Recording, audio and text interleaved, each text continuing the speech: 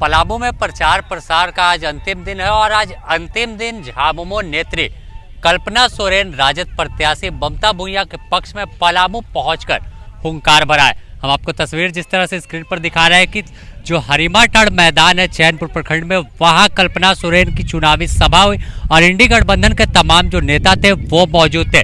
साफ तौर पर कल्पना सोरेन जब संबोधित कर रही थी तमाम लोगों को तो वह केंद्र सरकार पर हमलावर दिखी और साफ तौर पर दोहराते हुए देखी गई कि जिस तरह से हेमंत सोरेन तमाम मंचों से दोहराते थे कि केंद्र सरकार जो बकाया है वो नहीं दे रही है राज्य का, जिस वजह से यहाँ का विकास से कार्य रुका हुआ है। उन्हीं तमाम बातों को कल्पना सोरेन दोहराते हुए दिखे और साथ ही कहा कि जब अपने हक अधिकार की मांग आदिवासी मूलवासी करता है तो उन्हें जेल भेजने का काम किया जाता है। आपको सुनाते हैं क्या कुछ कहा कल्पना सोरेन ने। राज्यों में डाल दिया था पैसा, हमारे राज्य में आपको करना चाहिए, हमारे गरीब गुरबा को जिसके घर में छत नहीं है उनको देना चाहिए था। उन लोगों को ना दे करके इन्होंने उन राज्यों को दिया जहाँ पे इनकी अपनी सरकार है। आप मुझे बताइए, ये लोगों ने 2 कमरे का किया, आपके हेमंत जी ने, वही मैं बता रही हूँ कि 3 कमरे का वो आवाज दिया, वो भी उनकी अभी तक का 20 लाख लोगों को देने का उन लोगों ने निर्णय लिया है। हरा राशन कार्ड की बात कर रहे हैं, हरा राशन कार्ड 11 लाख लोगों का, झारखंडी लोगों का बीजेपी वालों ने कैंसिल करवा दिया, डिलीट करवा दिया।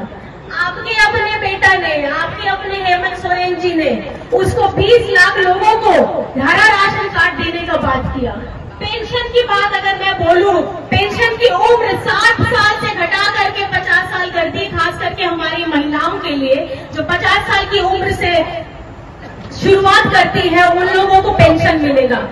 ऐसा झारखंडी माटी का लड़का, ऐसा झारखंडी माटी का बेटा जो आपका अपना भाई है वो गुरबा, वो मुझे बताइए कि हेमंत सोरेन जी ने अपनी माताओं बहनों के लिए, अपने पिताजी लोगों के लिए, अपने बच्चों के लिए, यहाँ पे पढ़ाई के लिए, छात्रवृत्ति के लिए, बच्चों की पढ़ाई के लिए जो काम किया है, ऐसा काम कोई भी नहीं कर सकता है। और खास करके अब जब पेंशन की इतनी योजना चल पड़ी है, भाजपा वाले आकर के आपको ये जरूर बेवकूफ बनाएंगे, बोलेंगे कि देखिए ये जो पेंशन मिल रहा है ना, ये पेंशन केंद्र सरकार दे रही है।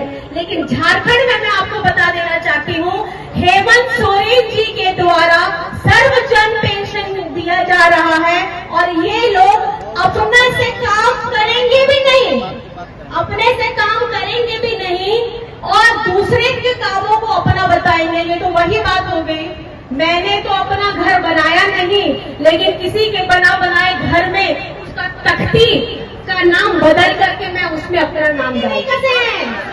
तारीख याद रखिएगा, छाप याद रखिएगा, ये वो जुमले मारने वाली सरकार है जिन्होंने झारखंड में हेमंत जी ने जब अपना 1,36,000 करोड़ झारखंड का बकाया मांगा तो इन लोगों को देने के लिए शरीर में दर्द हो गया, इन लोगों को पैसे देने के लिए तकलीफ हो गया। झारखंड हमारा, खनिज हमारा, संपदा हमारी, और जब यहाँ से आप लेके जाते हैं तो उसकी राशि का हमको कुछ थोड़ा सा मूल्य भी वापस नहीं आता। गिन गिन कर करीब 20 से 23 साल हो गए, सबसे ज्यादा शासन करने वाले बीजेपी के लोग थे और इन लोगों के मुंह में इतनी जबान नहीं थी कि झारखंड का 1,36,000 करोड़ हम वापस अपने झारखंड में अपने लोगों के विकास के लिए, अपने हर एक समाज के लिए, हर वर्गों के विकास के लिए इस्तेमाल करते।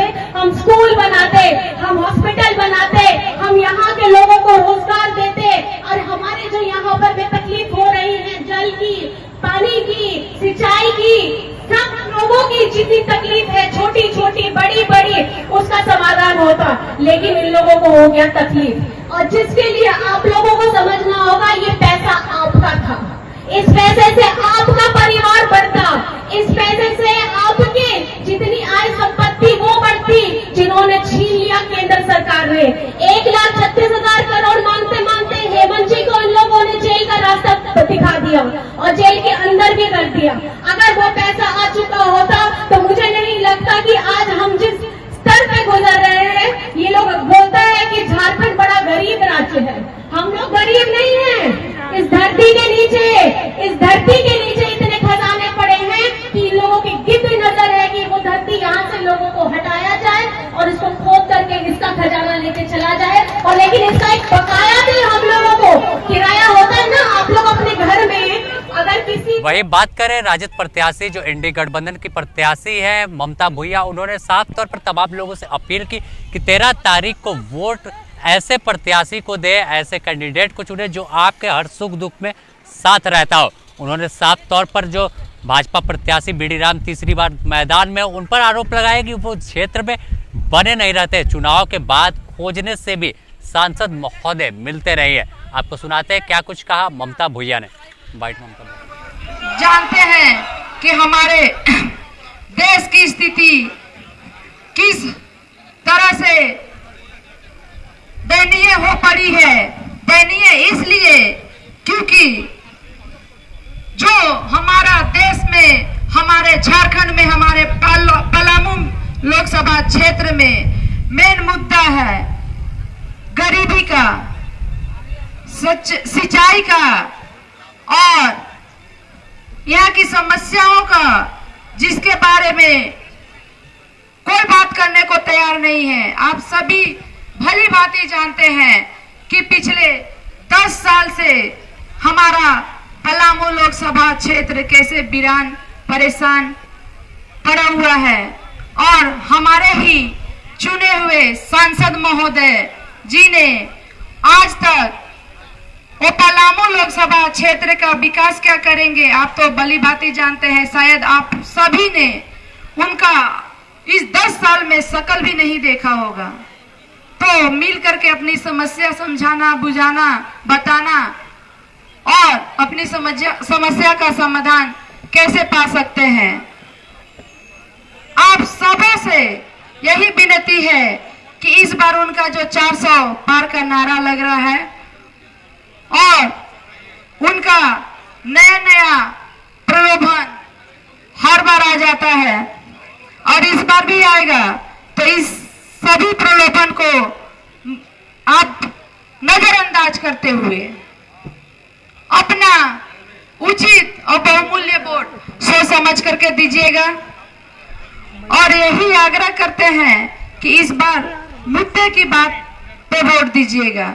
मुद्दा महंगाई की, मुद्दा गरीबी की, मुद्दा जल संकट की, मुद्दा सड़क की, मुद्दा शिक्षा की, अच्छी स्वास्थ्य सुविधाओं की, इन सभी मुद्दों पे बात करने वाले को वोट दीजिएगा, न कि जात पात और धर्म की बात करने वालों के नाम पे।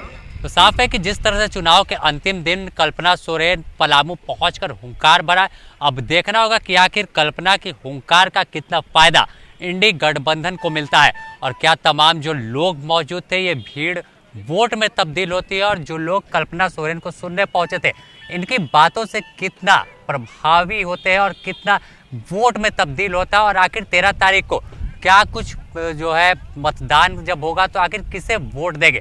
तो इंतजार करना होगा उसके बाद परिणाम आने का कि आखिर पलामू के दिल में क्या था, क्या बीडी राम या ममता भुइयां किसे अपने दिल में बैठा के रखी थी और वोट जो है उन्हें देकर सदन भेजने का काम किया। तो द न्यूज़ पोस्ट आपको इससे जुड़ी तमाम अपडेट देता रहेगा अपने सहयोगी संतोष के साथ। Sameer, the news post, Palamu.